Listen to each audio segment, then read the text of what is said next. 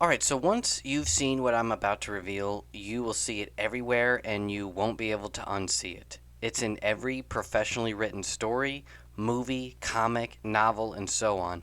I've been writing for a long time, and although I've known this universal rule to storytelling because it's talked about in almost every book on writing I've read, I've never figured out how to easily implement it into my stories until I watched the movie Crawl, the alligator horror movie from a few years ago.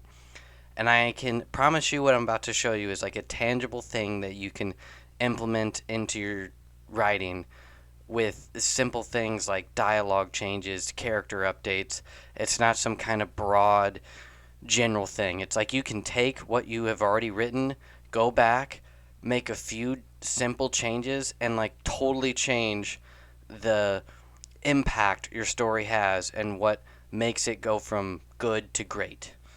So here's the secret that I basically discovered. It's not really a secret, it's just that suddenly it clicked when I finally was watching this. And it's that when you're writing something, everything and everyone should be directly related to each other, like unrealistically connected. For example, everyone in the story is family or has a past history, like a past history with each other. That's not just a simple, like, oh, we went to school together, but like we dated, or like everyone has an emotional past together. You'll see in anime movies, like where the bad guy is the student of the main character's father, or the right hand man of the villain is the brother of the lead character. It's in everything, and it's like unrealistically related. Like, and not as it's not just like family relation or friendship relation or dating relationships. It's the it's like the characteristics of the characters directly relate to the theme or the premise of the film. So it's not just the people who are related to each other. It's like the things that make them, their characteristics, somehow relate to the overall arching theme and whatever the story is about. Okay? And how you can implement that, I'm going to show you, like, directly how they did it in Crawl, because you see it right from the get-go. And that's what made it suddenly click, is like the opening scene of the way they did it. I was just like, oh my goodness, like, duh. It's like so obvious yet genius. Okay? And the reason this is like so fundamentally important is for those of you who have been writing for only a little bit or a long time, you'll realize like writing what we call the A story, or like how the character gets from this point to this point to this point, the tools that they have to solve to get out of the thing, how are they gonna escape, the weapons, the whatever, the like very practical logistics of the story. That's the easy part. The harder part is like the B story and the conflict and the love story, the emotional draws of the characters, the development. Those are like the harder parts to implement scene by scene, because you're so busy trying to figure out how am I going to have my person escape from this room or whatever. I write a lot of horror and action and sci-fi and stuff, so like that's like, what I'm talking about. It might be different if you're writing comedies, but like, but then the harder part is like, how does every scene now relate back to the theme? Okay, so this is what I'm going to show you, is like realizing this, that how all it is just that everyone's related, and every not just everyone, everything is related to each other and the theme and premise of the story. So I'm going to give you this example from Crawl. Okay, so Crawl, you have to understand, it's just a simple creature feature. It's just a storm happens in Florida. It's like a contained. You think it's the simplest story in the world of just alligators are coming into a house that's flooding from a hurricane. A girl and her father are trapped, and they're trying to get out and kill and escape these alligators. But so like, how do you like keep us emotionally invested in those two characters? And they figured it out, and they set it all up in within the first 20 minutes of the film.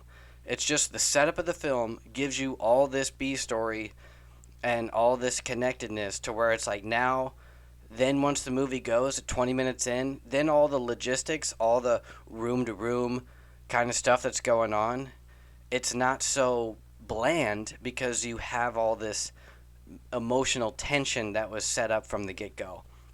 So in the opening shot, it's just the main character swimming in an athletic pool. She's like in the middle of a swim meet or like swim practice. And immediately like you realize, okay, this character is a swimmer, and it's directly related to the premise of the movie, which is about alligators in a storm and they're swimmers. It's like a flood. This character is gonna need to swim in the movie in order to survive. So of course they make her an athlete that's not a baseball player, but she's a swimmer. Duh, you would make that the core characteristic of the lead character is that she's a swimmer, and they establish that from the get go in the opening scene. At the same time, in the opening scene, you realize you get a flashback, and it's her coach being hard on her. And her coach isn't just some guy at the school, it's her dad, okay? And he's a tough coach. And he's even telling her, like, not to cry in front of the others and things like that. And it makes you realize, like, right away, it's like directly related daughter, father, coach, all the same person, and he's tough on her. In the very next scene, she has a phone call that reveals the storm and that her dad is not answering his phone, and that the sister, that's who calls her, it's her sister, another family member, and she reveals also that their mom, who is divorced from their dad, is also out of town. And they reveal that this girl, the lead girl, hasn't talked to her dad in months or maybe even years. Like everyone in this family is broken apart, and everyone is family. Right away in the first two scenes, basically one scene, you reveal everything about a broken family and how everyone is directly related, and that there's an emotional tension between them, all over her dad being obsessed about her swimming, which is directly related to the film of trying to escape sea monsters.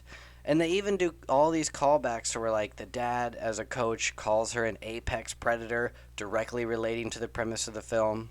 The next scene, right after that, scene 3, is her driving to the house to go to where her dad isn't answering his phone in the part of the city that's starting to flood, where everyone's evacuated. And of course, she can't go there, and she's stopped by the next character we meet.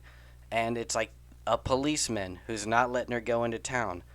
Does she know this policeman? Yes. Not only are they related or have a past history, it's the cop that used to date her sister that we just talked to in the scene before. So it's like directly related not just to the family, but directly related to a character we just saw in this other scene. And these characters have hardly nothing to do with the story, like her sister. She's like basically just established just to set up like what's going on. She's like not even in the rest of the movie.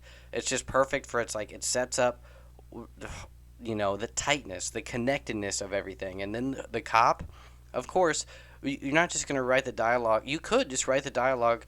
Cop stops her, says she can't go. She moves on anyway. And later, that cop comes back into the movie. He's going to be like the callback, like someone that could potentially rescue her. But of course, the smart way to do it is you make that character related to her or like have a past history. And those kind of things are what actually take something, I believe, from like good to great.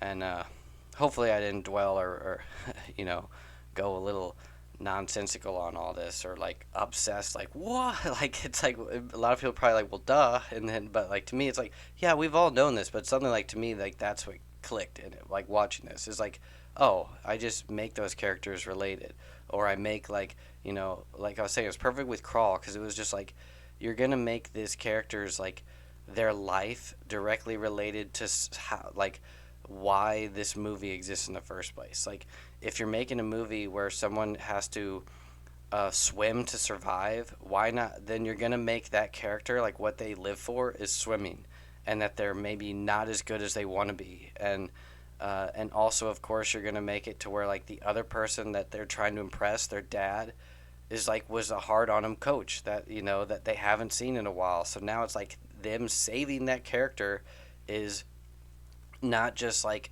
a fight for survival. It's like a fight for like an emotional like what they've been missing. The reason they're estranged is because the dad needs to prove he loves the daughter needs to prove she's good enough to impress him or whatever. Like that is all contained into the premise of the film, which seems just it's just typical horror, like, oh, we're escaping alligators, but that's how you keep us drawn, or like that's how you keep it actually more like professional, is like you just keep them related and connected. That's it.